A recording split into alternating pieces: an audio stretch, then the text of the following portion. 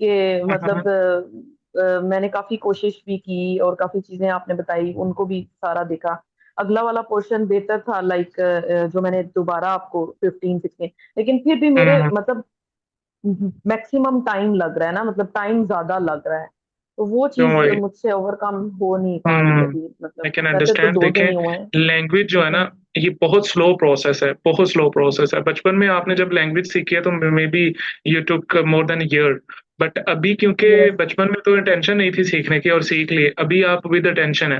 But हाँ, अगर आप पिन पॉइंटेडली काम करेंगे तो ये आपकी स्टेप बाय स्टेप इंप्रूवमेंट होगी। बट ऐसा भी नहीं है कि अगर आप ये समझें कि मेरी विद इन 1 और 2 डेज और विद इन अ वीक सब कुछ इंप्रूव हो जाए, तो वो नहीं है। बट आपको अपने वीक पॉइंट्स पे काम करना है, वीक डॉट्स पे काम करना है। देखें एरर्स है कहाँ पे। स्ट्रक्चर अंडरस्टैंडिंग में एरर है, वोकैब में एरर है, आपके पास वर्ड्स उतने नहीं है, आपके पास लिसनिंग में जो आपको टफ लग रहा है वो मैक्सिमम टाइम आपने परफॉर्म करना है। स्किल बेस्ड टेस्ट यही इसमें हर्डल है। Like until unless you will not practice, ये आएगा नहीं। मेरे पास ऐसा नहीं है कि मैं कोई तवीज करूं या कोई दम करूं तो आपको ये ओईटी आ जाए। तो ये मैक्सिमम प्रैक्टिस है आपकी। और I I let you know the patterns जिस पे आप मिनिमम टाइम में इम्प्रूव कर सकती हैं।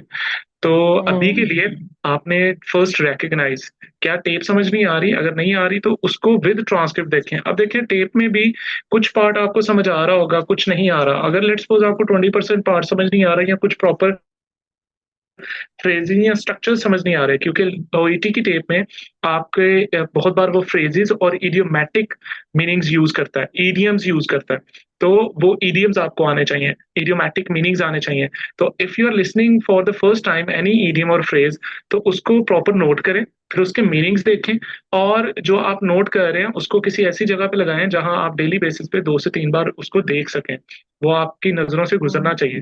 बेस्ट प्लेस आपके फोन का मोबाइल पेपर है, वॉलपेपर है, तो वॉलपेपर पे लगा दें। उससे आप मैक्सिमम टाइम जब फोन यूज करते हैं तो यूल बी सेइंग इट। या फिर आपका बेडरूम है, उसमें लगा दें। जो भी आप, if you are working majorly on your laptop, तो आप उसकी स्क्रीन पे लगा दें। तो ये है कि आपकी नजरों से वो 3 4 बार गुजरना चाहिए। इस तरह आपकी वो कैब एड ऑन होती जाएगी, स्टेप बाय स्टेप आप काम करते जाएंगे। And once you performed 10 papers इसी वे में, लिसनिंग और रीडिंग भी, उस वो 10 पेपर्स इस तरह होने चाहिए कि उसकी टेप आपको 110% समझ आनी चाहिए। उसमें जो वर्ड समझ नहीं आ रहे वो आपके लिखे होने चाहिए। इसी तरह रीडिंग में भी आपके सारे स्ट्रक्चर समझ आने चाहिए, मीनिंग समझ आने चाहिए, और जो स्ट्रक्चर समझ नहीं आ रहे वो आपने अलहदा से उस पर प्रॉपर काम किया होना चाहिए। तो that's how one should use 10 papers. उन 10 पेपर्स को आपने एक साथ रख के देन रीड करना है। उसमें देखें मिस्टेक्स लिखी होंगी, पैराफ्रेजिंग लिखी होगी, उसमें वोकैब मीनिंग्स लिखे होंगे। तो अल्टीमेटली आपको ओईटी के स्ट्रक्चर्स, टिप्स, ट्रिक्स भी समझ आने शुरू हो जाएंगी। और आप के लिए फिर नेक्स्ट पेपर सॉल्व करना भी इजी हो जाएगा। आपको स्ट्रक्चर्स ओवरऑल, ओईटी जो स्ट्रक्चर्स यूज करता है वो समझ आने आ रहे होंगे। ओके, तो ये स्टेप बाय स्टेप करना। बुक्स कंपाइल करके देने का पर्पस, मेन पर्पस यही था कि यू डू दिस। आप जो भी प्रैक्टिसेस करें बुक्स पे करें, और आपकी वो कंपाइल्ड रहें, एंड आफ्टर सम टाइम्स आप उसको एक साथ गो थ्रू कर सकें। तो अभी आपका मेजर टारगेट यही है। अच्छी बात यह है कि आपको अभी ना मिस्टेक्स आइडेंटिफाई हो रही हैं कि आप कहाँ लेक कर रही हैं। अब उसको इम्प्रूव करना है। Okay, pin pointedly. अगर टेप नहीं समझ आ रही तो listen the tape again and again, 2 times, 3 times, 4 times. और टेप को अंडर 10% समझना है, नहीं समझ आ रही फिर भी विद ट्रांसक्रिप्ट सुने। टेप पहले समझनी समझ रही है, फिर उसके बाद उसको रिलेट करें टेक्स्ट पे। ठीक है, ये 2 टास्क करने हैं। All good. Okay, how's you miss Junaira and miss Farah? Are you both fine? Okay. Alhamdulillah. Yes. Last time we did reading part A, और आज हम मेजरली रीडिंग पार्ट बी करने वाले हैं। ओके, मैं थोड़ा सा रिपीट करता हूँ। रीडिंग पार्ट ए को जो मेजरली हमने डिस्कस किया है वो डिस्कस्ड हाइब्रिड टेक्निक और रीडिंग पार्ट ए। उसमें हमने डिस्कस किया था, सबसे पहले आपने स्कैन करना है चारों के चारों टेक्स्ट को। स्कैनिंग में आपने मेजर हेडिंग्स और उसमें जो मेजरली बोल्ड फॉर्म में लिखा हुआ है वो अंडरस्टैंड करना है, और चारों टेक्स्ट को आपस में डिफरेंशिएट करना है। चारों में डिफरेंटली लिखा क्या हुआ है आपने वो रिकग्नाइज करना है उसको। हो सके तो चारों टेक्स्ट की अलग अलग एक एक हेडिंग माइंड में डिसाइड कर लें इसमें है क्या, फर्स्ट में कॉजेज है, सेकंड में ट्रीटमेंट्स है, थर्ड में मैनेजमेंट्स है, समहाउ लाइक दैट। और आफ्टर द स्कैनिंग इसके बाद आप क्वेश्चन 8 to 20 सॉल्व करेंगे और क्वेश्चंस को कीवर्ड में डिवाइड करके कीवर्ड मार्क करेंगे क्वेश्चन पे, और कीवर्ड्स आके इन पीछे आप अगेन स्कैन करेंगे। पहले भी स्कैनिंग थी, अब अगेन स्कैनिंग है। तो first step scanning, second keyword mark करने हैं। हर क्वेश्चन में से 3 से 4 कीवर्ड मार्क करेंगे आप, और उन कीवर्ड को थर्ड स्टेप पे अगेन स्कैन करेंगे टेक्स्ट में। जब स्कैन करते हैं लोकेशन मिल जाती है। अब यहां तक ये आपका पहला ब्लॉक है जो आप कंप्लीट करते हैं रीडिंग पार्ट ए के लिए। So once you completed it, once you fetch the location कि ये किस टेक्स्ट में और किस लाइन में लिखा हुआ है, इसके बाद आपने आंसर फेच करना होता है। जहां पे 99% कैंडिडेट मिस्टेक करते हैं, लोकेशन सब सही फेच कर लेते हैं, वो आंसर फेच करना और एक्यूरेट आंसर लिखना, मसला वहीं पे आता है। अब इसके दो तरीके हैं। या तो आपको जो सेकंड ब्लॉक में आप करेंगे, आपने जब लोकेशन फेच कर ली पार्ट ए में, लेट्स सपोज अगर आपने लोकेशन फेच कर लिया तो आप इस लाइन को, क्वेश्चन की लाइन को वहां उस लाइन से लोकेट रिलेट करेंगे, और रिलेट करने से आपको आंसर मिल जाता है।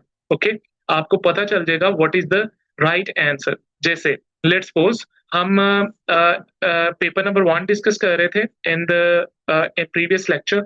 आपका पेपर नंबर 1 है about feeding tubes. Okay, now तो फीडिंग ट्यूब्स में वी वर डिस्कसिंग, आपने सबसे पहले ब्लॉक 1 कवर करना है। आप सबसे पहले क्या करेंगे, स्कैन करते हैं। स्कैनिंग में टेक्स्ट ए बी सी और डी, इसमें आपने हेडिंग्स दे ली, ए में ये है, बी में ये है, सी में ये और डी में ये है। ठीक है, once you applied the headings, इसके बाद आपने सीधा क्वेश्चन नंबर 8 या किसी भी एक क्वेश्चन पे जाए। जस्ट गिविंग यू एग्जांपल कि कैंडिडेट्स मिस्टेक कहाँ पे करते हैं। लेट्स सपोज आप क्वेश्चन नंबर सॉल्व कर रहे थे, let's suppose question number 13। Okay, वो कहते हैं how should you position a patient during a second attempt to obtain aspiration. ठीक है, that's your question let's suppose. अब यहाँ पे आपने आफ्टर स्कैनिंग द टेक्स्ट इस क्वेश्चन को कीवर्ड्स में डिवाइड करना है। अगर कीवर्ड्स की समझ नहीं आती तो आई सजेस्ट इसमें जो मेजर वर्ड आपको लग रहे हैं ना, जैसे पोजीशन है, इसके अलावा सेकंड अटेम्प्ट है और ऑब्टेन एस्पिरेशन है, मैंने इन 3 वर्ड्स में इसको डिवाइड कर लिया, सेकंड अटेम्प्ट, पोजीशन और ऑब्टेन एस्पिरेशन। अब इन 3 चंक्स में ये, या 3 कीवर्ड्स कह लें आप, इसको मैंने कीवर्ड्स में डिवाइड किया, और इन्हीं कीवर्ड्स की बेसिस पे मैं इसको लोकेट करूंगा। अब लोकेट करते हुए, क्योंकि पहले आपने स्कैन किया, तो सबसे पहले तो आपके माइंड में आना चाहिए ये टेक्स्ट सी में हो सकता है, क्योंकि टेक्स्ट सी में एस्पिरेशन के रिलेटेड उसने बात की हुई है। ठीक है, क्योंकि पहले स्कैन किया होगा, आपको थोड़ा आइडिया होगा किस टेक्स्ट में। तो मैं टेक्स्ट सी में जाके देखता हूँ कि ये कहाँ लिखा है, सेकंड अटेम्प्ट, ऑब्टेन एस्पिरेशन और पोजीशन, ये माइंड में रखना है। अब लेट्स सपोज जब मैं टेक्स्ट सी में आता हूँ, तो टेक्स्ट सी में इसने यहाँ पे आपको ये सेकंड अटेम्प्ट इस पॉइंट पे दी हुई है, इसका मतलब है मुझे सिर्फ ये देखना है। अब मुझे कैसे पता चला ये सेकंड अटेम्प्ट है, इसने फर्स्ट ये प्रोसीजर लिखा है, इसके बाद इसने लिखा है नो, इस एस्पिरेशन इज नॉट ऑब्टेन्ड, तो इसका मतलब है मैं सेकंड प्रोसीजर ये अप्लाई करूंगा।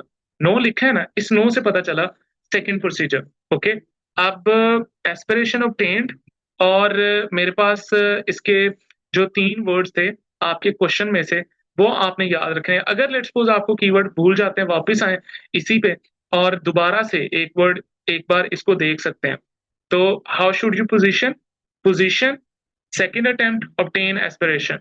तो हाउ शुड यू पोजीशन, तो आप सीधा सेकंड अटेम्प्ट में आए अगेन, एंड यहाँ पे देखें आपको कैसे पोजीशन करना है, position the patient and second attempt. तो देखें इसने फर्स्ट ही लाइन में लिखा हुआ है यहाँ पे। अब देखें यहाँ पे आपके कीवर्ड्स मैच हो रहे हैं, सेकंड अटेम्प्ट, पोजीशन पेशेंट और ऑब्टेन एस्पिरेशन। नाउ अब मुझे कीवर्ड्स यहाँ मैच करके लेट्स सपोज मुझे लोकेशन मिल गई, ये लोकेशन है जहां से आंसर है। 99% कैंडिडेट्स लोकेशन फेच कर लेते हैं। मसला कहाँ पे आता है, आपको आंसर फेच करना है। ब्लॉक 1 कंप्लीट हुआ, लोकेशन मिल गई। सेकंड ब्लॉक है जिसमें आपने आंसर एक्यूरेट फेच करके वहां लिखना है। ठीक है, यहाँ पे मसला आता है। अब आप इसके दो तरीके हैं, या तो वो वाली क्वेश्चन स्टेटमेंट समझें, दोबारा आके क्वेश्चन पढ़े, मैं वापस आऊंगा, मैं पूरा क्वेश्चन पढ़ूंगा इस पॉइंट पे। कीवर्ड पहले क्या किया था, सिर्फ कीवर्ड पढ़े थे, मैंने कीवर्ड याद रखे, यहाँ आके स्कैन किया, पोजीशन मिल गई। अब मैं वापस जाके पूरा क्वेश्चन पढ़ूंगा और पूरे क्वेश्चन को समझूंगा कि वो क्या पूछ रहा है, what should you, how should you position a patient for the second time while obtaining aspiration. तो इस हिसाब से मैं दोबारा यहाँ आके पढ़ूंगा। इसके लिए आपकी स्ट्रक्चर अंडरस्टैंडिंग अच्छी होनी चाहिए, आपको समझ आ रहा हो टेक्स्ट में क्या लिखा हुआ है। ठीक है, जब कॉम्प्लेक्स स्ट्रक्चर आते हैं स्टूडेंट इसमें फेल हो जाते हैं, समटाइम्स कुछ और एक वर्ड एक्स्ट्रा लिख रही है, या कुछ एक लाइन एक्स्ट्रा लिख रही है, फ्रेज ज्यादा लिख रही है, कम लिख रही है, इस तरह होता है। अब दूसरा तरीका क्या है, आप इसमें से ओवरऑल लेट्स सपोज ये लाइन है, तो इस लाइन में से आप जो पैराफ्रेज्ड वर्ड है जो ऑलरेडी वहां क्वेश्चन में लिखे हैं वो निकाल दें। जैसे ऑब्टेन एस्पिरेशन को गेन एस्पिरेशन लिखा है, ऑलरेडी लिखा है ना क्वेश्चन में, तो ये आंसर नहीं हो सकता ये वाला वर्ड। इसके अलावा उसने लिखा है how should you position a patient, तो पेशेंट किस जगह पे उसने लिखा है, इन्फेंट या चाइल्ड की जगह पे पेशेंट लिखा हुआ है टेक्स्ट में, तो ये भी नहीं हो सकता। मैं क्या कर रहा हूँ, सिनोनिम रिलेट कर रहा हूँ, और मैं साथ साथ एलिमिनेट करता जा रहा हूँ इस लोकेशन में से वो वर्ड्स जो ऑलरेडी लिखे हुए हैं क्वेश्चन में। क्वेश्चन में ऑलरेडी पेशेंट लिखा है, ओके, पोजीशन लिखा है, तो पोजीशन यहाँ पे टर्न के मीनिंग्स में आ रहा है, टर्न द चाइल्ड, तो पोजीशन द पेशेंट वहां पे लिखा हुआ है, तो मैंने एलिमिनेट कर दिया, ये आंसर नहीं हो सकता। पीछे मेरे पास अगर बच रहा है तो वो है पॉसिबल या on, on to the left side. अब मैं इन वर्ड्स को उठा के यहाँ पे लेके आता हूँ, if you are not understanding the structures even, फिर भी आप सही आंसर लिख सकते हैं, मैं उस पर बात कर रहा हूँ। जैसे लेट्स सपोज, तो मैं अगर यहाँ पे इस क्वेश्चन के आंसर में सिर्फ पॉसिबल लिख दूं तो ये फिट नहीं आएगा, आंसर नहीं फिट आएगा, क्योंकि वो तो पूछ रहा है पोजीशन पेशेंट की। तो देन अगर आप सिर्फ लिखेंगे लेफ्ट साइड तो देन इट्स ओके। और अगर आप लिख दें on to the left side, अब एक तो ऑन टू अगर आप लिखते हैं ना, प्रेपोजिशंस जितनी भी हैं जिसमें to, for, after, in, at, on, सारी प्रेपोजिशंस आती हैं, इस पे ओईटी मार्क डिडक्ट नहीं करता, आपकी स्कोरिंग इस पे नहीं है, अगर आप लिख भी देंगे तो भी स्कोर मिल जाएगा। इवन दो आर्टिकल्स भी आते हैं इसमें, ए, एन और दी, अगर लिखेंगे या नहीं लिखेंगे तो इस पे स्कोरिंग नहीं होती, ठीक है। बट आपको लेफ्ट साइड लिखना ही लिखना है। हाँ, अगर कोई कैंडिडेट जस्ट लेफ्ट लिख दे या सिर्फ साइड लिख दे तो गलत हो जाएगा इसके आंसर, ठीक है। आपको एक्यूरेट आंसर, आपको मीनिंग कंप्लीट करने हैं। अब उसने पूछा how should you position a patient while writing the answer, जब मैं यहाँ पे लिख रहा हूँ, again while writing the answer left position, जब मैं यहाँ पे लिख रहा हूँ तो मैं दोबारा क्वेश्चन को पढ़ूंगा, और क्वेश्चन पढ़ते हुए मेरे माइंड में आना चाहिए क्या जो लिख रहा हूँ वो मीनिंग कंप्लीट कर रहा है। 99% कैंडिडेट यहाँ पे लेकिन करते हैं। अभी जब आप प्रैक्टिसेस में आएंगे देन यूल बेटर अंडरस्टैंड। हमने पिछले कुछ लेक्चर्स में यही कुछ सारी चीजें डिस्कस की हैं, you need to implement it, you need to try it again and again. दो चीजें मेजरली आपने फोकस करनी है। एक, जब आप लोकेशन ढूंढ लें तब आपने वहां से जो आंसर ढूंढना है उस वक्त क्वेश्चन लाजमी पढ़ना है। सेकेंड, जब आंसर ढूंढ लिया, लेट्स सपोज आपने हाईलाइट कर लिया ये आंसर है वर्ड्स, जब आप उस आंसर को यहाँ लिख रहे हो फिर क्वेश्चन लाजमी पढ़ना है। तो आप क्वेश्चन मेजरली 4 बार पढ़ रहे होते हैं। फर्स्ट टाइम जब आप पढ़ेंगे समझेंगे और कीवर्ड्स आप डिवाइड कर देंगे, ओके, तो कीवर्ड डिवाइड करते हुए भी आप सेकेंड टाइम पढ़ते हैं। थर्ड, जब आप लोकेशन ढूंढ लें, पोजीशन ढूंढ लें आंसर की, एंड फोर्थ जब आंसर लिख रहे हो तो फिर आप एक्यूरेट आंसर ऐड कर रहे होंगे। 99% समटाइम्स कैंडिडेट सिर्फ इन्हीं मिस्टेक्स की वजह से 1-2 मार्क लूज कर रहे होते हैं, और वही मार्क आपको पासिंग पे लेके जाता है, ओके। बेटर है जब आपने इतनी एफर्ट्स ऐड कर दी हैं तो थोड़ा सुकून से लिख लें, ओके, हरी में नहीं जाना आप। यहाँ पे अगेन ट्रिक इज दैट आपने अपनी स्पीड बढ़ानी है कीवर्ड मार्किंग पे, और उस कीवर्ड मार्किंग को लोकेशन लोकेट करने में यहाँ स्पीड बढ़ानी है। स्पीड यहाँ नहीं, लिखने में स्पीड नहीं बढ़ानी, स्पीड बढ़ाएं कि आपने एक्यूरेट कीवर्ड मार्क करने हैं और उन कीवर्ड्स को पीछे लोकेट करना है। That's your task, okay. So हम इस पे बार बार काम भी करेंगे, और प्रीवियस कुछ लेक्चर्स में हमने बहुत डिटेल भी डिस्कस किया है।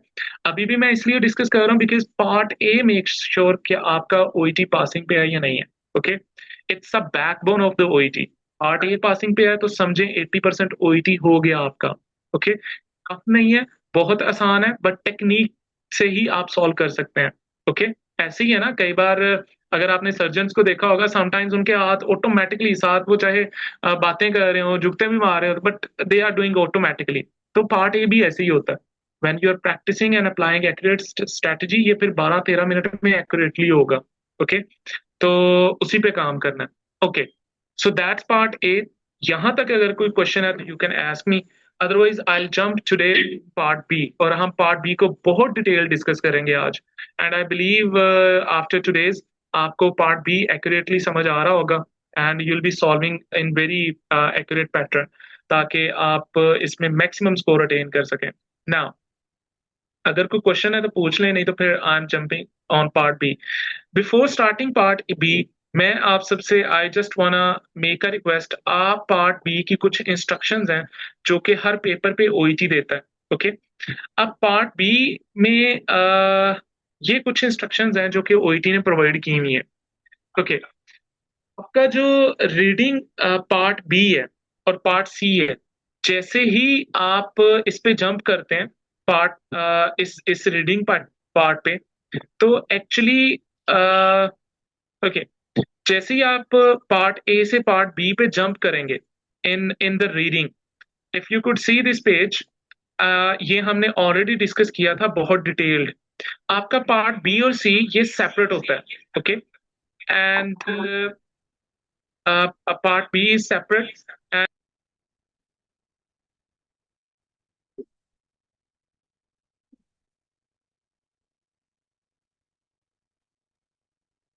Sorry for the disturbance. So आपका part B and C is a separate paper, और पार्ट ए एक सेपरेट पेपर है। पार्ट ए 15 मिनट का है, जैसे ही ये खत्म होगा इसके बाद आपको पार्ट बी और सी का पेपर दे दिया जाता है। ओके, पार्ट बी और सी ये एक ही बुकलेट है, one booklet, and you'll be having 45 minute time in one go. Examiner आपको इंस्ट्रक्शंस देगा, you can't make wheezing sound, you can't murmur, and now you have the paper, kindly start your paper। Exact 45 minute stop watch पे दिए जाते हैं, जिसमें आपने 22 questions solve करने हैं। इन 22 क्वेश्चंस में से 6 क्वेश्चन पार्ट बी के हैं। ये होता है इकट्ठा ही पेपर है, एक ही जगह पिन होता है, आप कह लें बस इसकी डिवीजन डिवाइड है और way of providing questions different है। तो पार्ट बी में एक्चुअली जो आज हम डिस्कस करने वाले हैं, ये 6 क्वेश्चन का एक पार्ट है। 6 क्वेश्चंस का, इसमें सिर्फ 6 क्वेश्चंस आएंगे। अच्छा, इसमें इजनेस ये है कि ये जो भी 6 क्वेश्चंस आपको प्रोवाइड किए जाते हैं, ये सारे के सारे वर्क सिनेरियो के रिलेटेड हैं। 6 क्वेश्चंस, ये बहुत प्रोफेशनल वे में आपको सारा डाटा जो भी प्रोवाइड किया जाता है, ये वर्क रिलेटेड सिनेरियोज हैं। अब वर्क रिलेटेड सिनेरियोज में क्या आता है, आपको ईमेल्स रीड करनी पड़ती हैं, आपको आपकी जेडीज मोस्टली रीड करनी पड़ती हैं, आपकी guidelines most of the time that you need to read, आपको मेमोज आते हैं, आपको डेली लाइफ में जो डाटा रीड करना पड़ता है वो ही आपको प्रोवाइड करेंगे। और ये बहुत फैक्चुअल डाटा होता है, फैक्ट बेस्ड डाटा। अच्छा, यहाँ पे दो तरह का डाटा आता है पार्ट बी में। एक तो वो फैक्ट बेस्ड डाटा है जो डेली आप डील करते हैं, जैसे आपकी ईमेल्स हैं या कुछ गाइडलाइंस हैं।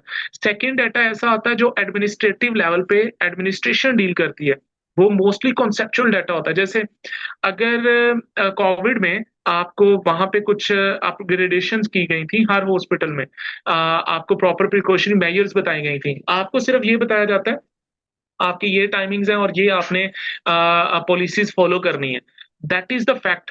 बट वो फॉलो क्यों करवाई जा रही हैं और वो टाइमलाइन क्यों फॉलो की जा रही है, ये कंसेप्चुअल डाटा, उसके पीछे रीजन क्या है, वो एडमिनिस्ट्रेटिव लेवल पे डील होता है। पार्ट बी में ये दोनों चीजें आती हैं, why they are applying that policy, why they are applying that fact, वो भी आता है। जैसे यूके में मोस्टली सैटरडे नाइट को हमेशा स्टाफ बढ़ा दिया जाता है, बिकॉज अगले दिन छुट्टी होती है, तो मोस्ट ऑफ द बहुत सारे केसेस आते हैं ड्रंकन पर्सन के, इवन दो एक्सीडेंट केसेस भी बढ़ते हैं, तो दैट्स वाई स्टाफ बढ़ा दिया जाता है, और हमेशा नाइट में कहा जाता है कि आप अलर्ट रहें।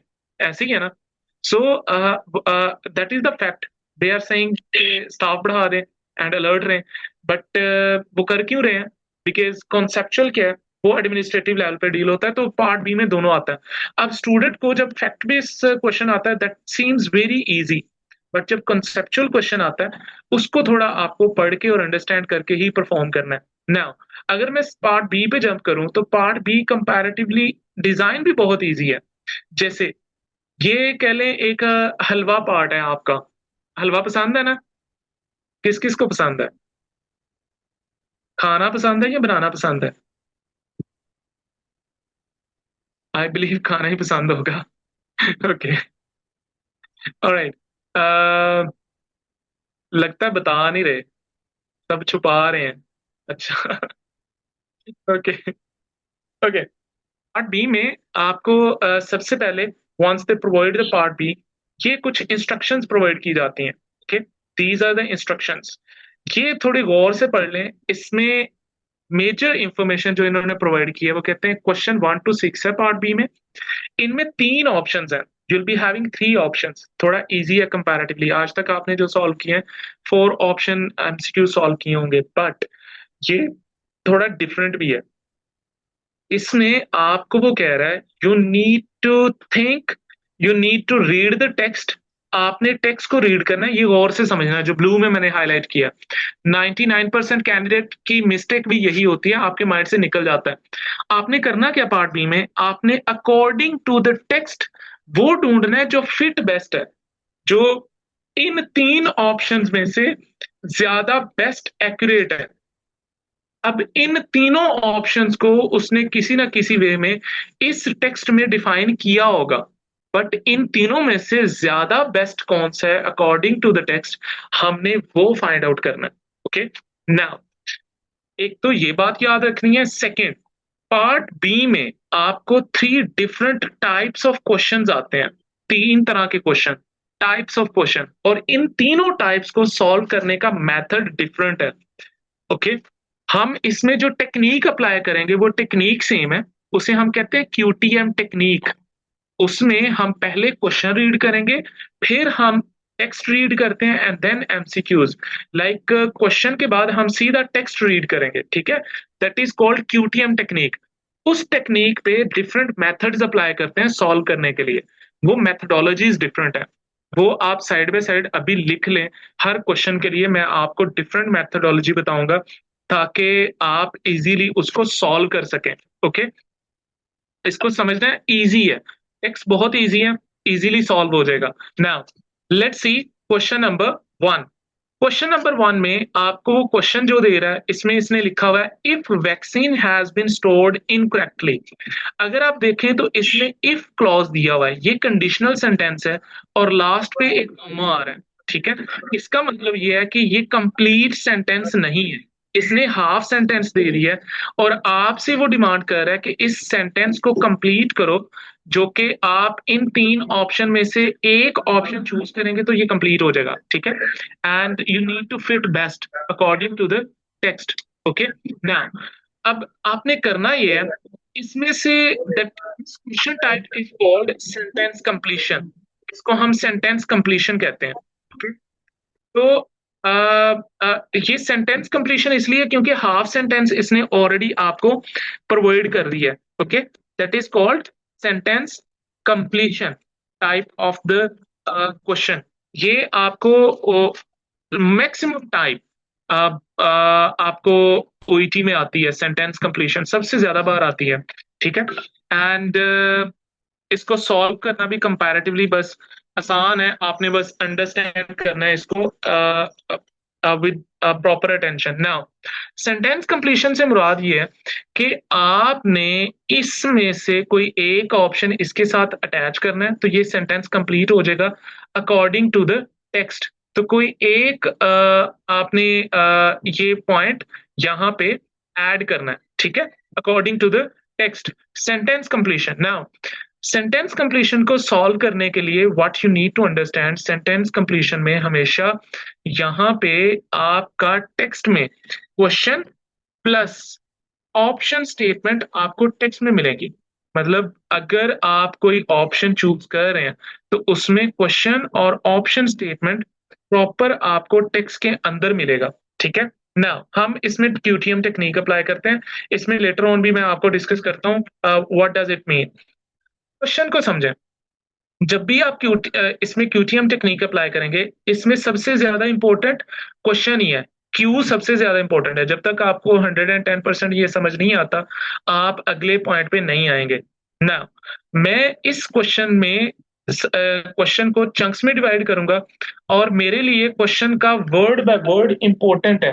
Okay, word by word. Now यहां पे इसने लिखा है इफ वैक्सीन्स, वैक्सीन्स, और जब भी क्वेश्चन में सिंगुलर और प्लूरल आए उसको आप प्रॉपर हाईलाइट करेंगे। हैव बीन स्टोर्ड इनकरेक्टली, तो इसका मतलब है मेरे से वो क्या पूछ रहा है, अगर वैक्सीन्स को इनकरेक्टली स्टोर्ड किया जाए तो what you need to do. Okay, now I understood the question.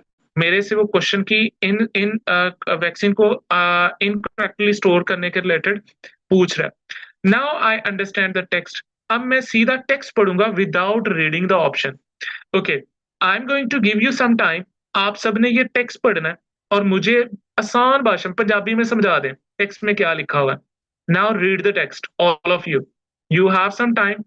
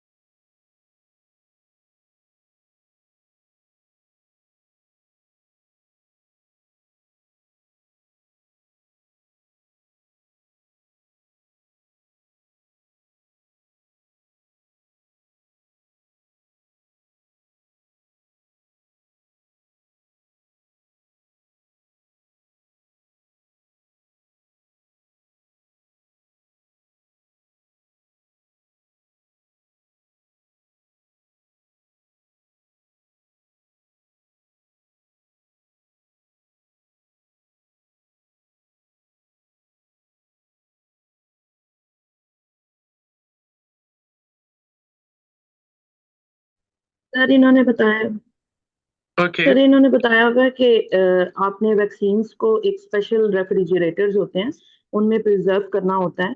और मतलब नॉर्मल जो घर के रेफ्रिजरेटर्स होते हैं उनमें नहीं वैक्सीन को आपने सेव करना होता। और उससे ऊपर वाला जो पैराग्राफ था उसमें कुछ स्पेसिफिक टेम्परेचर्स दिए हुए हैं जिसमें उन्होंने कहा इसके और इसके बीच में रहेगा तो मतलब इट्स फाइन। और अगर उससे नीचे जाता है तो आपने वैक्सीन को डिस्कार्ड नहीं करना। और और फिर आगे लास्ट में उन्होंने नेशनल इम्यूनाइजेशन प्रोग्राम के बारे में बताया हुआ है कि उसके लिए स्पेसिफिक कूलर्स और उस फॉर्म में आप सेव कर सकते हैं अपनी वैक्सीन को।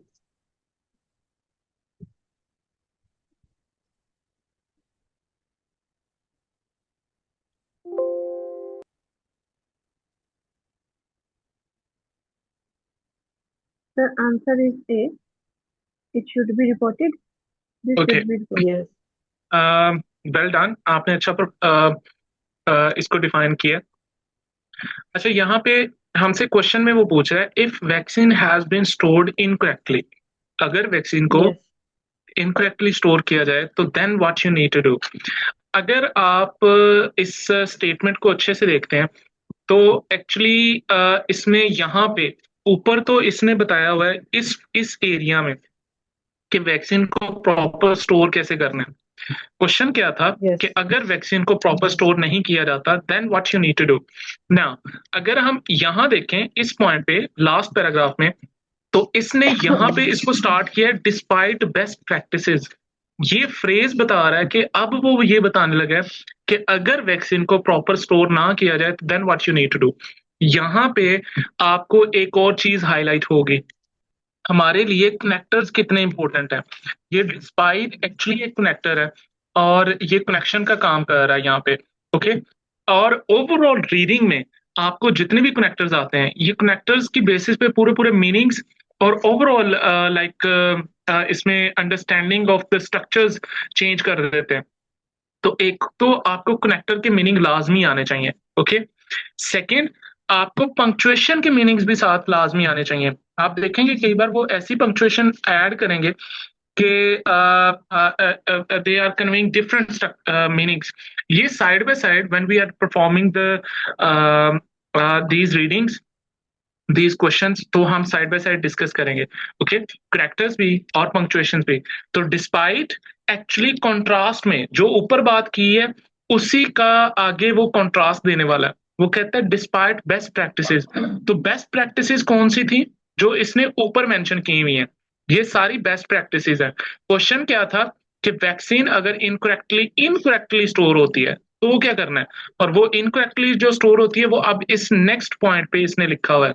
ओके, और अगर इनकरेक्टली स्टोर होती है तो करना क्या है, यहाँ पे इसने लास्ट एरिया में दिस पॉइंट, यहाँ जो इसने isolate vaccine and contact the state और टेरिटरी पब्लिक, यहीं पे इसने ये आंसर दिया हुआ है। इसके मुताबिक मुझे ये बताएं इसमें से कौन सा आंसर बनता है, अल्फा बीटा और चार्ली। Sir, alpha. ए सर मिस मुनजा चार्ली वाकई बनता है, अल्फा, हाँ चार्ली नहीं बनता। बिकॉज हाँ उसने उसने साफ लिखा है। बोला हुआ है कि उसको आइसोलेट करना है, मतलब अलग कर देना और कांटेक्ट करना है स्टेट से। तो जाहिर सी हम्म, बात है कांटेक्ट उनको वापस बैक करने के लिए करना है ना, कि इसका कोल्ड चेन खराब हो गया है। हाँ चार्ली नहीं बनता। मिस मुनजा आप बताएं, मिस अफशा अल्फा कैसे है फिर, ये तो चार्ली बन रहा है, इन्होंने लिखा नहीं हुआ Sir, मुझे यहाँ पे कि कॉन्टेक्ट द स्टेट, व्हाई ये नॉट इसने चार्ली। पैराफ्रेजिंग यूज की हुई है ना, contact to state back to supplier. हाँ मिस जुनैरा आप क्या कहती हैं, या आप फ्रेंड के साथ हैं, फ्रेंड ने कह दिया बस ठीक है, सर आप हमारी दोस्ती ना खराब करें। मुझे ये लग रहा है understand. Okay, Junaira I couldn't careful listen you. देखो। सर ये मुझे ये लग रहा है, ओके, गौर से देखो, आपको भी यही लास्ट लग रहा देखो है। ना। अच्छा देखें, अ, हम्म, सेंड ओके, बैक नहीं सही अच्छा मुझे होगा ये होगा। बताएं, सेंड बैक नहीं सही होगा। ऑलराइट, मुझे ये बताएं इस लाइन का मतलब क्या है।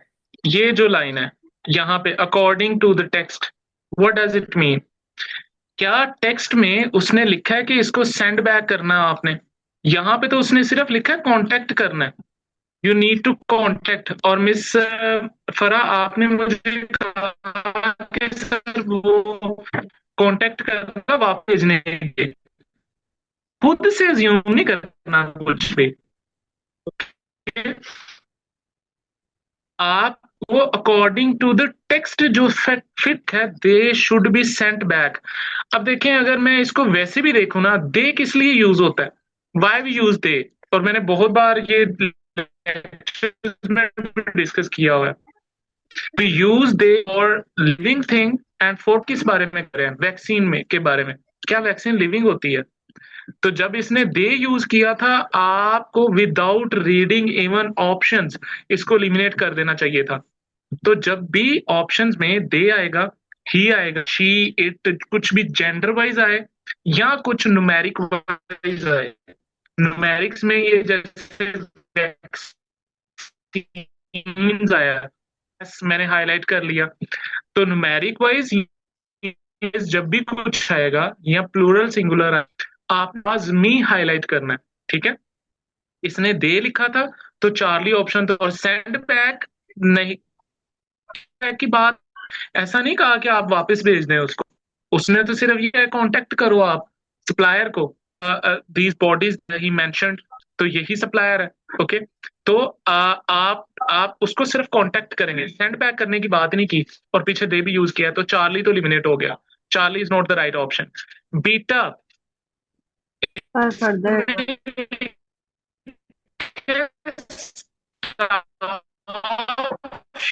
should dispose that way। Staff dispose उसने तो ऐसी लिखी हुई कि उसको प्योरली डिस्पोज कर दो।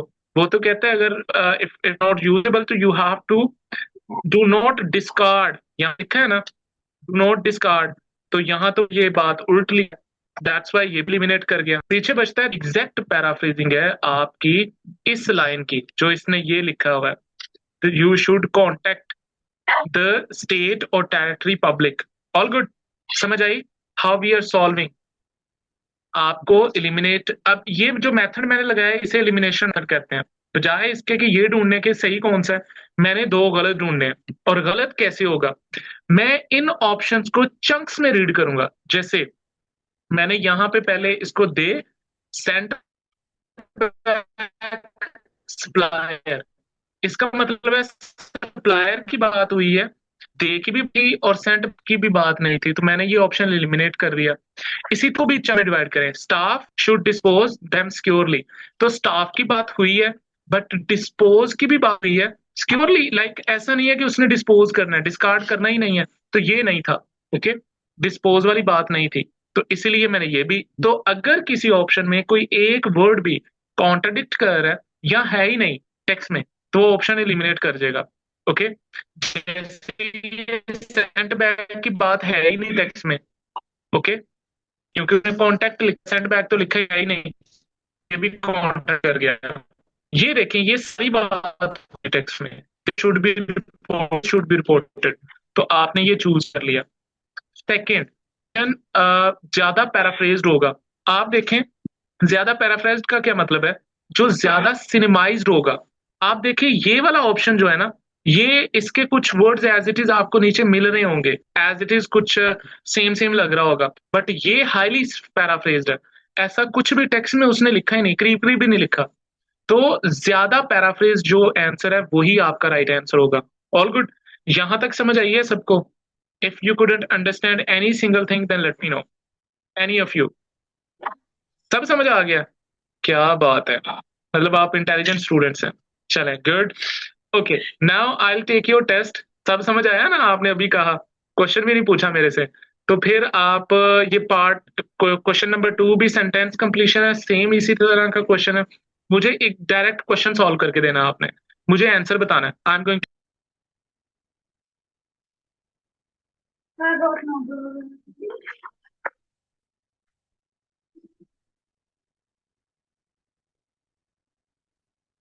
Sir question second. Yes, sir screen clear नहीं आ रही। सॉरी, स्क्रीन सर नजर नहीं आ रही। क्वेश्चन 2 मेरे पास, जी क्वेश्चन 2 मुझे नजर नहीं आ रहा सॉल्व करने का। मैं आपको ग्रुप में भेज रहा हूँ।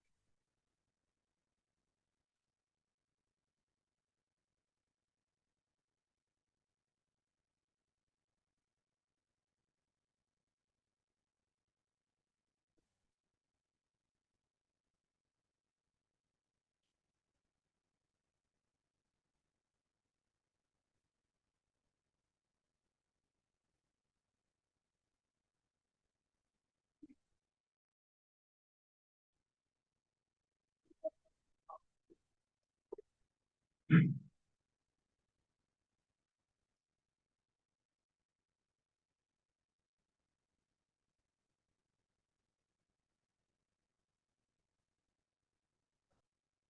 स्टिल ब्लर है।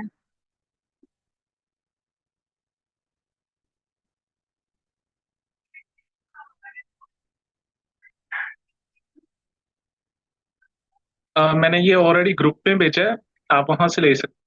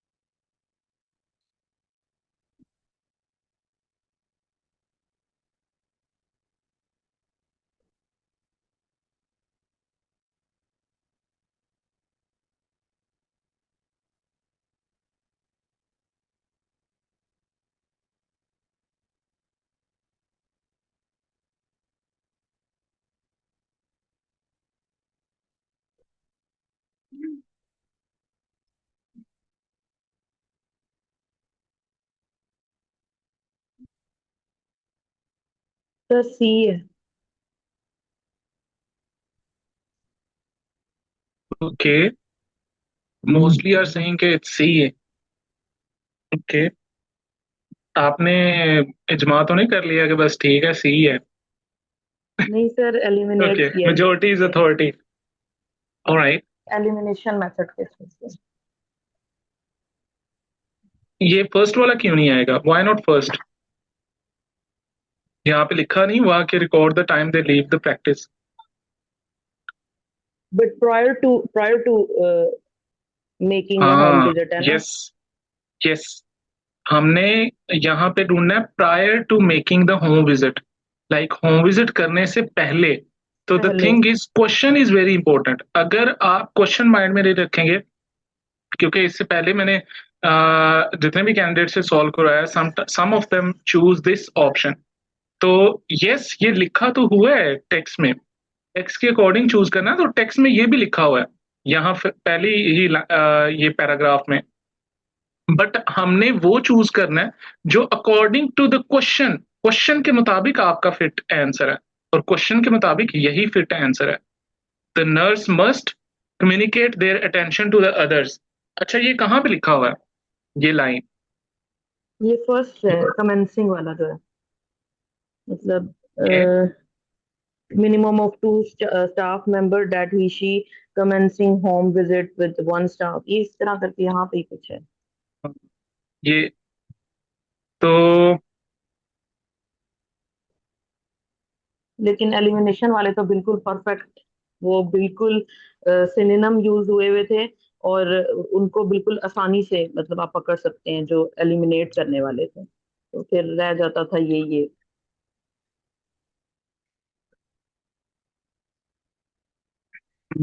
एग्जैक्टली तो ये जो इसने एक्चुअली डिटेल्स लिखी हुई है, यहीं पे आपका आंसर है। तो he said more than one person should be aware of, यहाँ पे made aware of nurses movement. Failure to do so could result in the breakdown of the communication and increased risk of nurse and or practice. So उसे अपनी intention to other members, ये सारी यहीं पे इसने he has mentioned each and everything in very clear manner कि आपको पहले कम्युनिकेट करना है टू अदर्स। ये जो अदर्स वाला वर्ड है ना, इसने ये इन इन पॉइंट्स में डिफरेंट पॉइंट्स पे मेंशन किया हुआ है। More than one person you should inform made aware of the nurse movement. Okay, तो that's why it's Charlie option, not alpha option. Alpha इसलिए नहीं है क्योंकि क्वेश्चन में उसने यही पूछा है कि prior to making home visits क्या करना है। ओके, ऑन रिटर्न का नहीं पूछा, क्योंकि on return to home practice पढ़ने की जरूरत ही नहीं है। ये अगेन जैसे पिछला क्वेश्चन था ना, उसने लिखा था डिस्पाइट ऑफ बेस्ट प्रैक्टिस, यहाँ पे इसने लिखा है ऑन रिटर्न, तो रिटर्निंग पे तो उसने पूछा ही नहीं है, तो हमें ये पैराग्राफ पढ़ने की जरूरत भी नहीं थी। इसी में इसने लिखा हुआ है ना कि आपने टाइम रिकॉर्ड करना है, तो ये पैराग्राफ तो रेलिवेंट ही नहीं है। ओके, हमारे रिलेटेड यही पैराग्राफ है, first paragraph, before making the visit what you need to do, so you need sir to but communicate अगला attention अगली to अगला others। पैरा पढ़ने, सर अगला पैरा पैरा पढ़ने से ना एलिमिनेट जल्दी जल्दी हुए थे, मतलब हाँ, अगला गुड। पैरा जब वो एलिमिनेशन जल्दी हो गई थी, और डेफिनेटली आपको हम आई कैन अंडरस्टैंड। अच्छा, ये मैं इसलिए बता रहा हूँ, जब आप पार्ट सी में जाएंगे ना, तो वहां आपको काफी हेल्प आउट मिलेगी in part C. Okay, now just come on the question number, let me check the question number 4। okay, sir question number sir 4। Sorry, मैं आपको एक और क्वेश्चन हाँ इसमें से जी। पूछना था कि इसमें लिखा हुआ था increase risk to nurse and और प्रैक्टिस, इस बात का क्या मतलब है? मतलब इंक्रीज रिस्क ऑफ नर्स तो समझ आ गई, एंड और मतलब ये सेंटेंस कुछ अजीब सा लिखा हुआ था, तो ये स्ट्रक्चर समझ नहीं आया मुझे इसका। अच्छा, एंड या और तब लिखते हैं जब चॉइस देते हैं। ओके, ये आपकी ग्रामर का स्ट्रक्चर है, और ऊपर इसने हाई ही और शी लिखा हुआ है। एक तो हम्म, ये जो हाइफन है ना दरमियान में, इसका मतलब होता है ऑप्शन, लाइक ये और के मीनिंग्स में आता है, और ठीक है। हम्म, जब इसने एंड और लिखा ना, ये ग्रामेटिकल स्ट्रक्चर है। अच्छा, जब और आता है तो वो ऑप्शन प्रेजेंट करता है, और जब एंड आता है तो वो कंपल्सरी लाइक ऑप्शन नहीं होता। जैसे लेट्स सपोज मैं आपको कहता हूँ you need to bring two books, listening and reading. तो इसका मतलब है कि आपको लिसनिंग की भी बुक लेके आनी है क्लास में, और रीडिंग की भी, दोनों बुक्स होनी चाहिए। जब एंड आता है दरमियान में, लिसनिंग एंड रीडिंग, तो इसका मतलब you don't have any option, आपको दोनों लेके आनी है।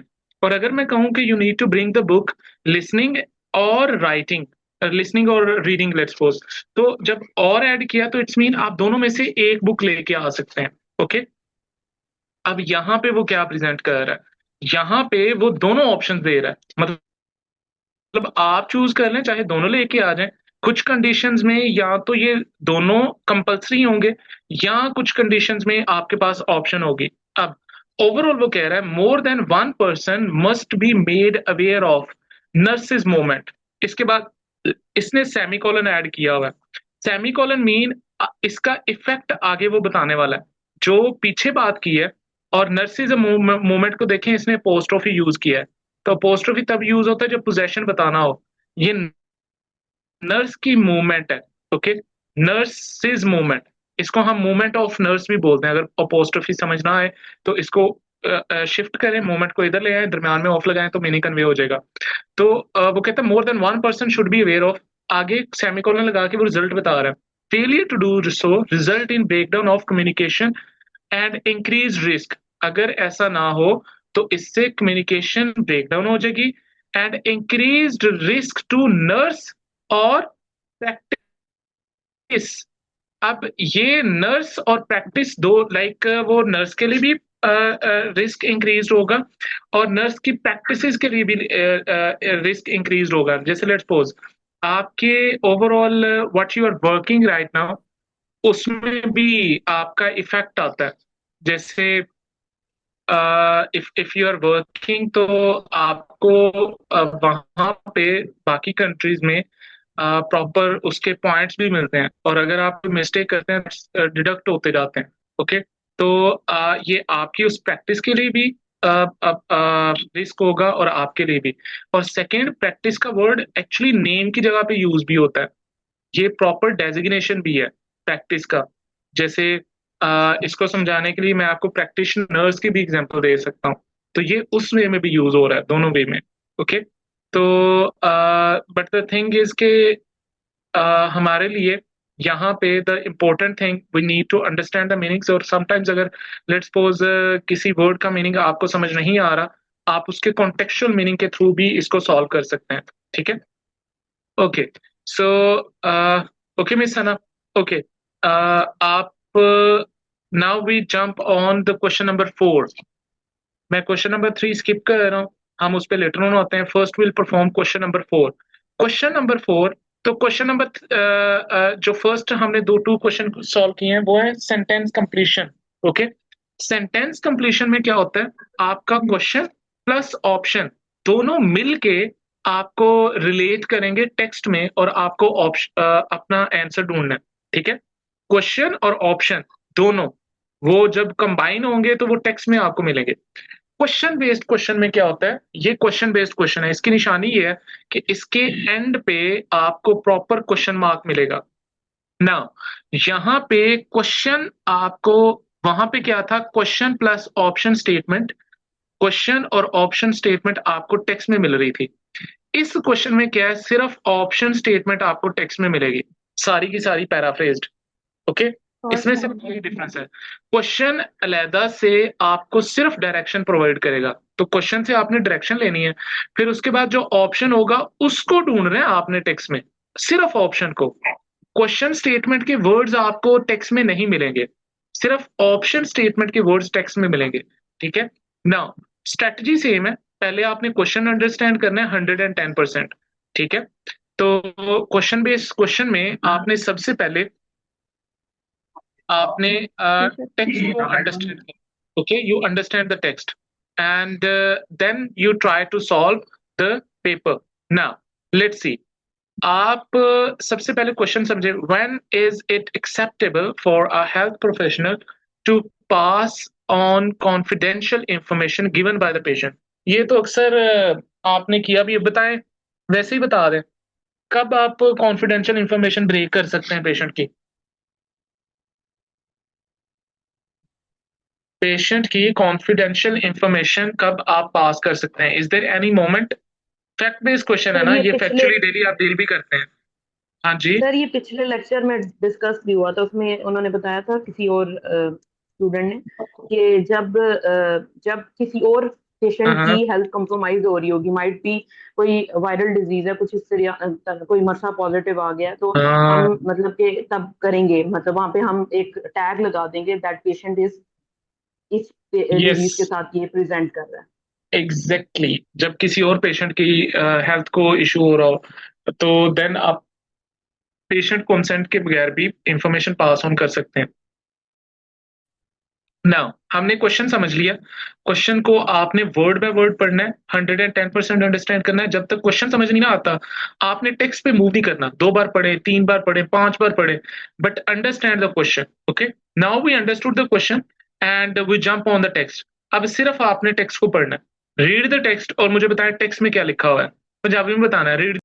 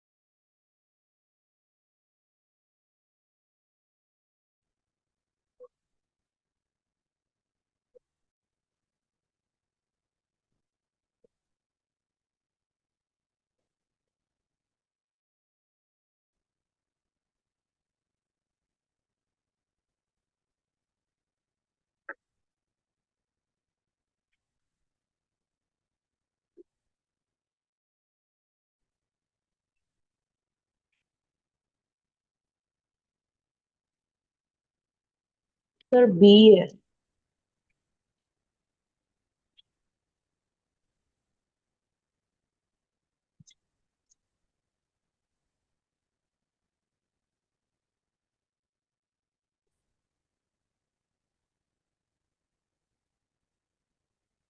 पक्की बात है बी है। यस मुझे तो अल्फा लग रहा सर, मुझे बीटा लग।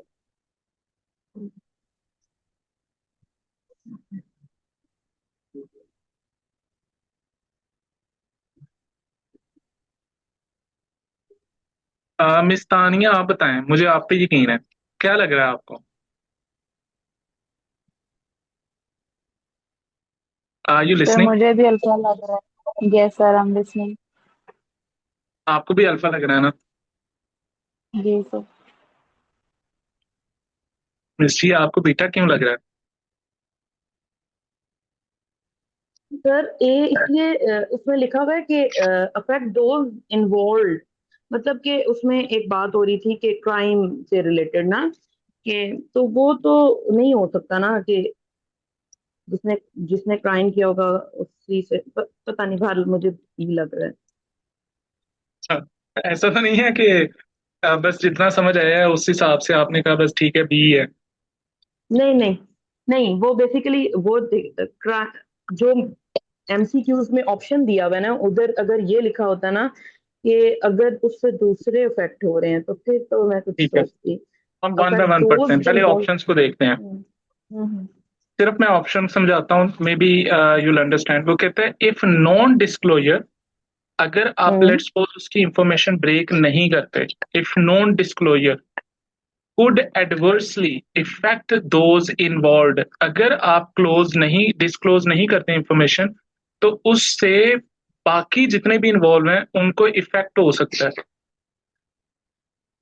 If non disclosure, let's suppose अगर आप डिस्क्लोज नहीं करते तो उससे दूसरे लोगों को भी इफेक्ट हो सकता है, सिर्फ इस रीजन की वजह से आप इंफॉर्मेशन डिस्क्लोज कर दें। ऊपर यही पूछा है ना, when it is acceptable to disclose the information, confidential information, तो नीचे वो लिख रहा है कि अगर लेट्स सपोज इससे दूसरे इन्वॉल्व हो सकते हैं, like this could effect those involve, अगर आप डिस्क्लोज नहीं करेंगे तो। सेकेंड ऑप्शन देखते हैं, if the patient's treatment might otherwise be compromised, अगर लेट्स सपोज पेशेंट का ट्रीटमेंट कॉम्प्रोमाइज हो रहा है, लेट्स सपोज पेशेंट कहता है मेरी इंफॉर्मेशन आपने नहीं देनी किसी को भी, चाहे जो मर्जी हो, और पेशेंट का अपना ट्रीटमेंट कॉम्प्रोमाइज हो रहा है, तो आप कह रहे हैं आप इंफॉर्मेशन ब्रेक डाउन कर दो। मेरा नहीं ख्याल ऐसा होता है, like that is not ethically right. जब पेशेंट ने कहा है कि चाहे मैं मर जाऊं मेरी इंफॉर्मेशन नहीं देनी है आपने किसी को भी, तो फिर यू कांट, आपको पेशेंट से पहले पेशेंट को मनाना पड़ेगा, कंसेंट लेना पड़ेगा। ओके, इवन दो यहाँ तक प्रोफेशनली पेशेंट की डिग्निटी का ख्याल रखा जाता है, समटाइम्स पेशेंट बाय चॉइस कहते हैं कि मुझे डेथ कबूल, मुझे बस अब मरना है, बाय चॉइस कहते हैं। एंड आई हैव सीन, आपके इसके बाद आपने ओस की या आरसीएससी के एग्जाम्स देने हैं, उसमें ये प्रॉपर चेक किया जाता है। इवन दो मुझे एक कैंडिडेट ने बताया, शी वाज जस्ट टेलिंग के वो उन्होंने ना जो पेशेंट बने हुए थे, उन्होंने मेरे से एक तो पहले कंसेंट लिया कि मुझे आप प्रॉपर मरने दो, और आफ्टर सम टाइम उसने मुझे कहा कि मेरी विश है मैं स्मोकिंग करूं, तो उसने डिनाई कर दिया कि क्योंकि आप हॉस्पिटल सिनेरियोज में हैं तो आप नहीं कर सकते ना। उन्होंने इसी बात पे उसको फेल किया था, and they give the reason कि आपने पेशेंट की डिग्निटी को हर्ट किया। पेशेंट क्योंकि डेथ नोट पे है और उसकी विश है कि उसको स्मोकिंग करनी है, तो करने दें आप, at that time you can't do this. और इस हद तक लाइक पेशेंट की बात को आपने, जब तक किसी और पेशेंट को उससे नुकसान नहीं है तो आप उसकी बात मानेंगे, you need to admit it.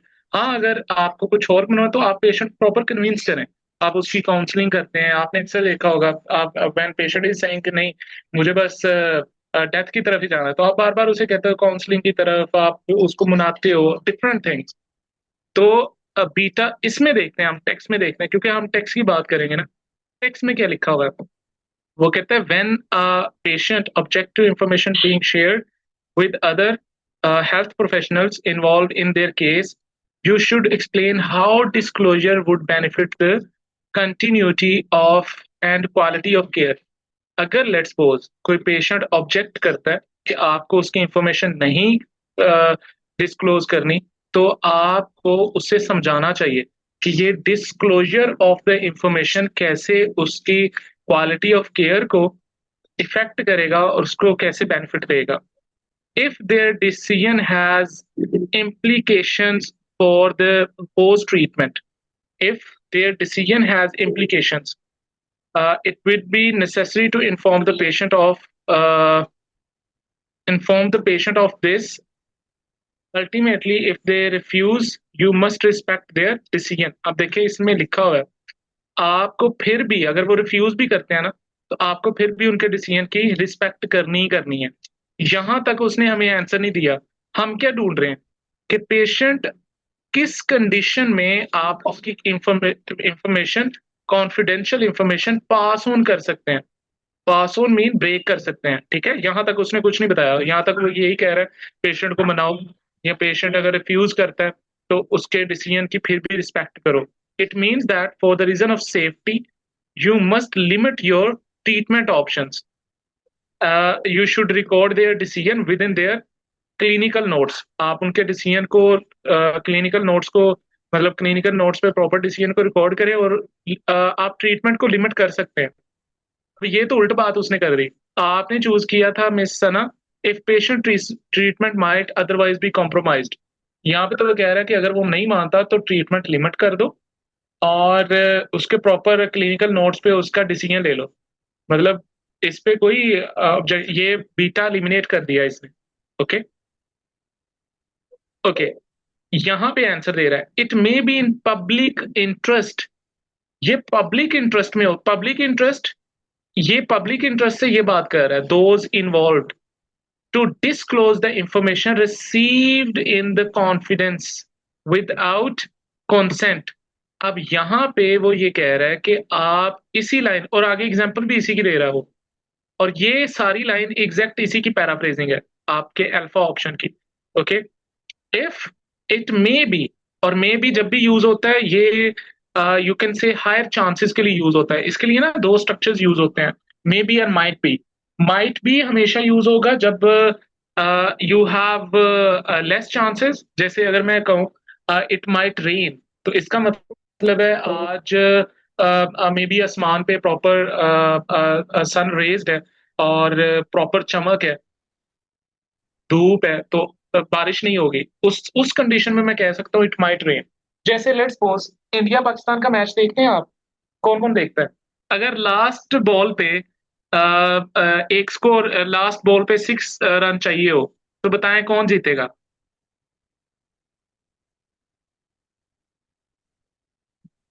Are you there? अगर लेट्स सपोज इंडिया पाकिस्तान का मैच है और लास्ट बॉल पे 6 रन चाहिए, क्यों, कौन जीतेगा? बढ़िए से, इंडिया या पाकिस्तान?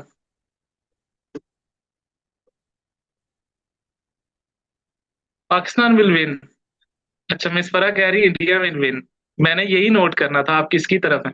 मैंने ये तो बताया नहीं है कि किस टीम को एक बॉल पे 6 रन चाहिए। मैंने तो नहीं बताया कौन बैटिंग कर रही है और कौन बॉलिंग कर रहा है। तो आपने पहले ही बता दिया, मतलब आपने अज्यूम कर लिया। इस सना ने मे भी अज्यूम किया हो कि पाकिस्तान को ओके, पाकिस्तान मोस्टली लूज करता है। ये आई थिंक आप अपना गुस्सा दिखा रही है। ठीक है, ओके। हाँ, अगर लेट्स सपोज हम अज्यूम करते हैं, लेट्स सपोज पाकिस्तान को वन बॉल पे, let's suppose India is bowling और इंडिया को लेट्स सपोज वन बॉल पे 6 रन चाहिए, और Pakistan is let's suppose batting. ठीक है, तो इसमें ज्यादा चांसेस हैं कि एक एक बॉल पे 6 लगाना, इट्स लेस चांसेस। तो आप कहेंगे India might win.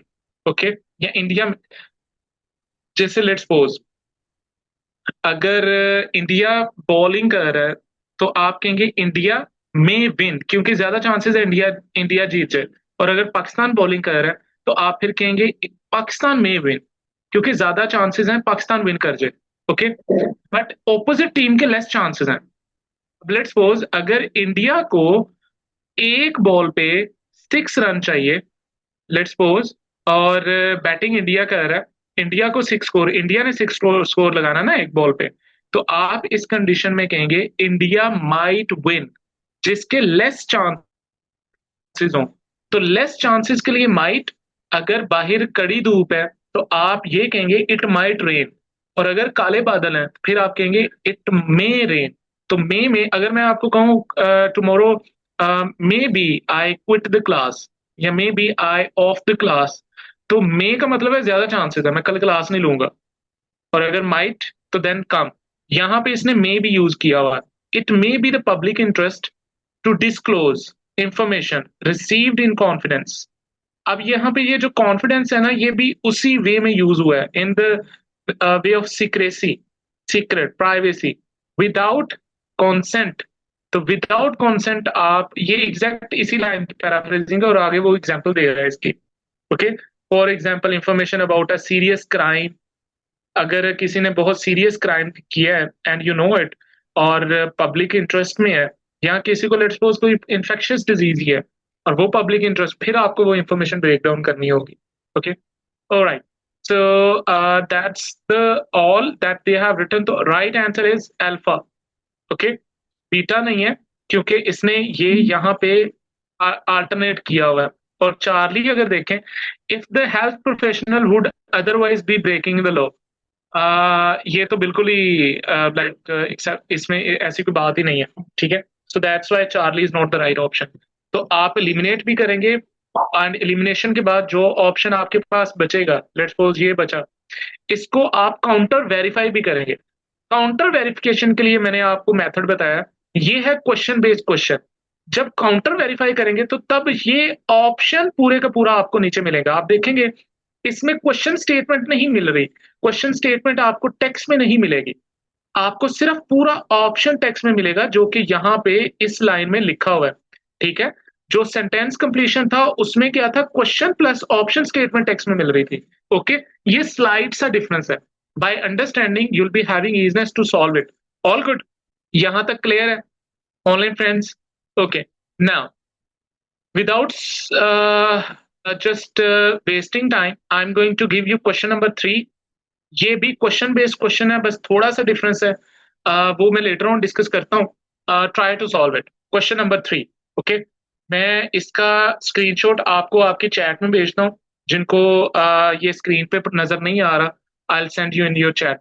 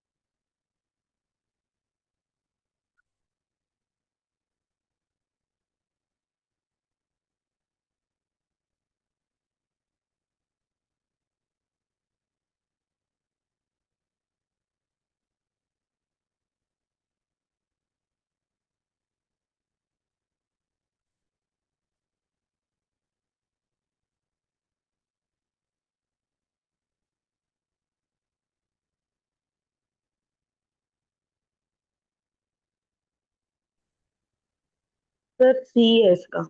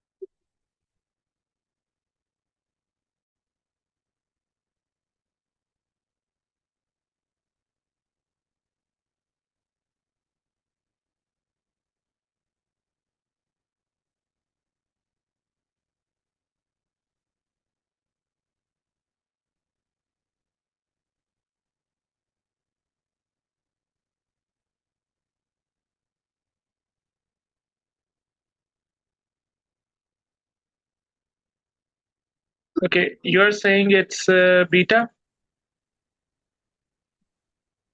Ji sir. maybe some of you are confusing. अच्छा, ये भी क्वेश्चन बेस्ड क्वेश्चन है, बट ये सेम वही टाइप नहीं है। इसमें आप थोड़े डिफरेंट मेथडोलॉजी अप्लाई करेंगे। What we need to do, अभी हम इसको डिफरेंट पैटर्न पे सॉल्व करेंगे। इसमें उसने पूछा है what is being described in this section अब ऑफ द गाइडलाइन। गाइडलाइंस उसने दिया और वो इसमें ओवरऑल आपसे पूछ रहा है। इसमें ओवरऑल पूछ रहा है गाइडलाइंस किस बारे में है, या गाइडलाइंस पे डिस्क्राइब क्या किया जा रहा है। तो इस तरह के क्वेश्चंस को हम कहते हैं aim based question, purpose based question, या आपको वो सिंपली आपसे प्रॉपर ओवरऑल पूछ रहा है कि इसमें है क्या। ओके, इसको हम कहते हैं एम बेस्ड क्वेश्चन या पर्पस बेस्ड क्वेश्चन, जिसमें ओवरऑल आपसे वो सिंपल पूछ रहा है गाइडलाइंस है किस बारे में। ठीक है, इसमें यही जेस्चर्स यूज होंगे, व्हाट इज बीइंग डिस्क्राइब्ड, या what is aim of the guideline, what is the purpose of guideline, what is being explained in this guideline. इस तरह के जेस्चर्स यूज होंगे। इस तरह के क्वेश्चन में आई सजेस्ट, पहले क्या था, हम क्वेश्चंस और फिर उसके बाद टेक्स्ट रीड करते थे, फिर ऑप्शन रीड कर रहे थे। ठीक है, बट इस तरह के क्वेश्चन में जब इस टाइप के क्वेश्चन आए, तो पहले क्वेश्चन जब आपने पढ़ा आपको समझ आ गया कि ये एम बेस्ड क्वेश्चन है। इसके बाद आपने सेकेंड पॉइंट पे ऑप्शन के पहले पहली लाइन पढ़नी है। अब इसमें वो आपसे क्या कह रहे हैं, changes in procedure, best practices of procedure. मतलब पहले पहले वर्ड्स को आपने हाईलाइट करना है, और इसकी ये निशानी भी होगी, जितने भी फर्स्ट वर्ड है ना, ये सारे एक्शन वर्ब्स आएंगे। जैसे चेंजेस लिखा है, जैसे एक्सेप्शंस लिखा है, जैसे बेस्ट प्रैक्टिसेस लिखा है, तो एक्शन वर्ब्स आते हैं इसके ऑप्शंस के स्टार्ट में। इस तरह के क्वेश्चन अगर आप ये ऑप्शंस देखें, तो देखें ये कोई एक्शन वर्ब नहीं है, ये ऑप्शन डिफरेंट वर्ड से स्टार्ट हो रहे हैं। ठीक है, तो ये हमेशा एक्शन वर्ब से स्टार्ट होंगे, ये इसकी आइडेंटिफिकेशन है टीम बेस्ड क्वेश्चन की। तो इसके फर्स्ट वर्ड पे ज्यादा अटेंशन देनी है। आप सिर्फ ये ढूंढेंगे क्या ओवरऑल इस गाइडलाइन में उसने कोई चेंजेस की बात की है, या ओवरऑल उसने इस गाइडलाइन में बेस्ट प्रैक्टिसेस की बात की है, या इसने टेक्स्ट में इसमें ओवरऑल एक्सेप्शंस की बात बताई हुई है। तो आप सिर्फ इन वर्ड्स पे ज्यादा टेंशन देंगे, देन रीड द टेक्स्ट, और फिर इसको रिलेट करें, आपको राइट ऑप्शन मिल जाएगा। ओके, तो आपने ओवरऑल रीड करना है। अब इसको दोबारा चाहे रीड करें, आपको बड़े अच्छे से पता चलेगा कि इस ओवरऑल टेक्स्ट में वो सिर्फ बेस्ट प्रैक्टिसेस की बात कर रहा है। अब इसमें कंफ्यूजन कहाँ पे आती है, वो किसी एक लाइन में, अगर ऊपर वाली लाइन देखेंगे तो इसमें चेंजेस की भी बात कर रहा है, मतलब किसी एक लाइन में वो चेंजेस की भी बात करेगा, और किसी एक लाइन में वो एक्सेप्शन भी बताएगा। बट आपने बताना है ओवरऑल सारे पूरे टेक्स्ट में वो किस रिलेटेड बात कर रहा है। ठीक है, तो ओवरऑल वो बेस्ट प्रैक्टिसेस की ही बात कर रहा है। All good, so that's how इस तरह का क्वेश्चन आप सॉल्व करेंगे। अगर अभी जो मैंने बताया है आपको related to this question number 3, अगर किसी कैंडिडेट को ये बात समझ नहीं आई, तो just let me no, you can ask मी। ये बात समझ आई है? एम बेस्ड क्वेश्चन, अभी तक हमने 3 टाइप्स के क्वेश्चन परफॉर्म किए हैं। First of all is the question based question. इसमें सबसे पहले जो हमने क्वेश्चन किया था that was sentence completion. Okay, sentence completion.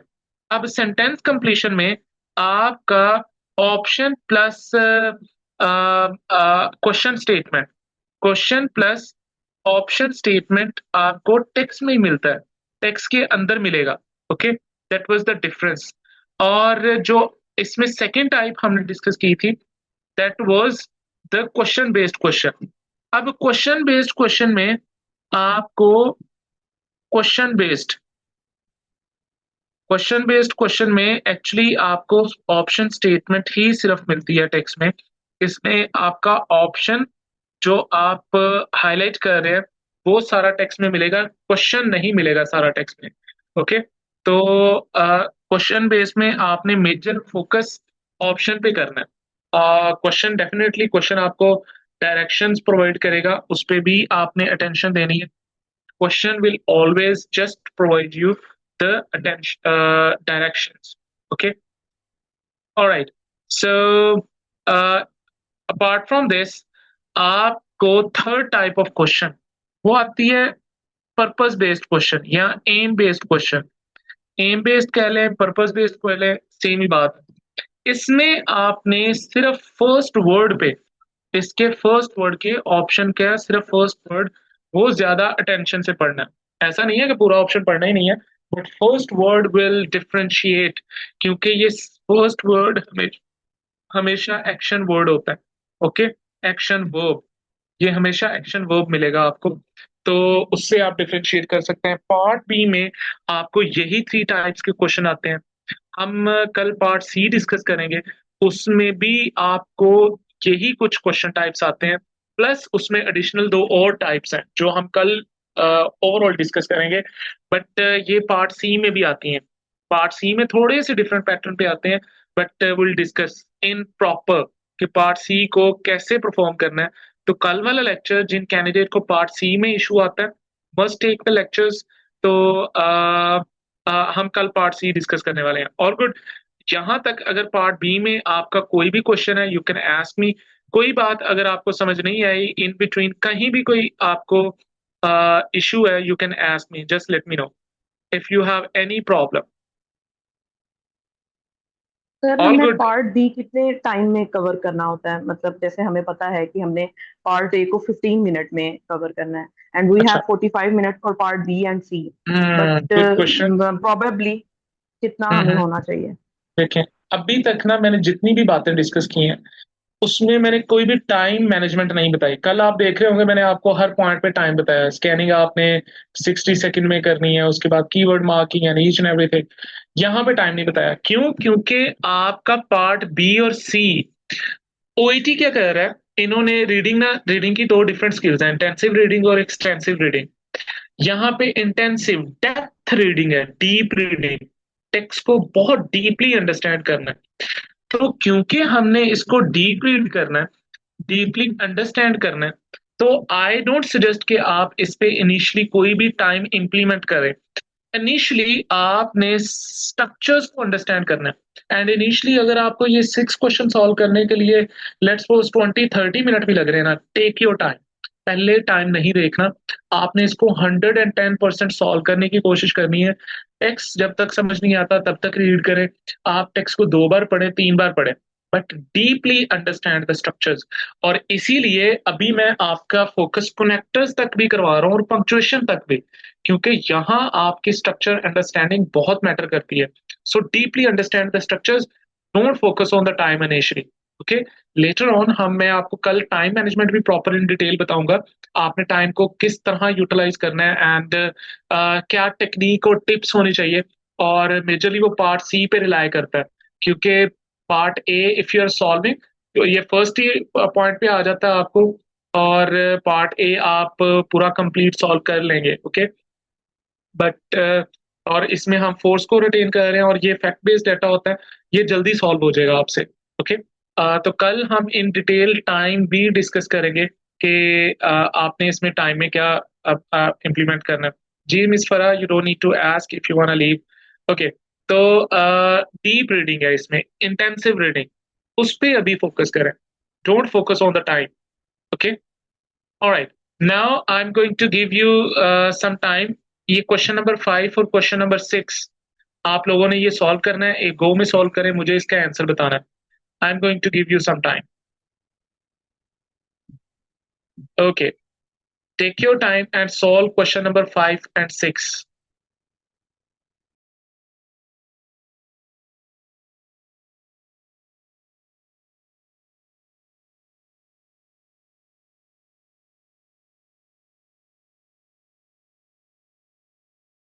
Just let me know if you have any question, if you wanna ask anything, just let me know.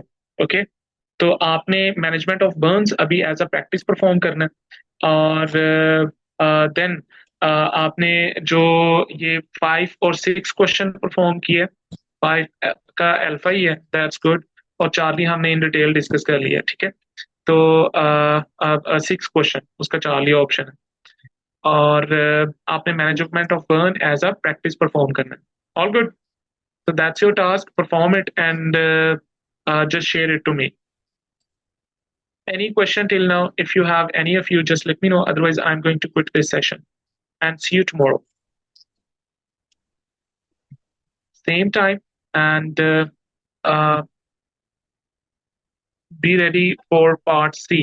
अगर हो सके तो आपने पार्ट सी में 2 एक्सट्रैक्ट हैं, उन दोनों एक्सट्रैक्ट को बस एक बार पढ़ना है। ये एक्सट्रैक्ट 1400 वर्ड्स, 1100 टू 1400 वर्ड्स का होता है, और बस उसको एक बार गो थ्रू कर लें। सारा रिसर्च बेस्ड टेस्ट पेपर होता है, तो एक बार उसको पढ़ के देन विल परफॉर्म। उसको पढ़ के क्लास में आए, आपको चीजें ज्यादा बेटर अंडरस्टैंड होंगी। So have a good time and see you tomorrow.